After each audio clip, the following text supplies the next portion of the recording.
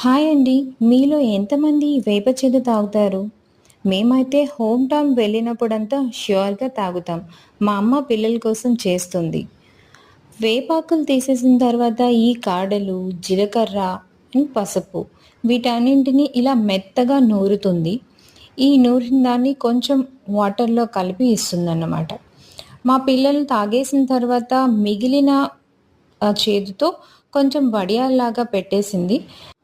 ఇవి 1 డే ఎండిపోయిన తర్వాత మనం స్టోర్ చేసుకోవచ్చు.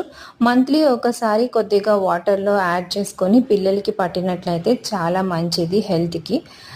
నేను వీటిని యూజ్ చేస్తాను మంత్లీ ఒక్కసారైనా. మీలో ఎవరికైనా నచ్చితే ట్రై చేయండి.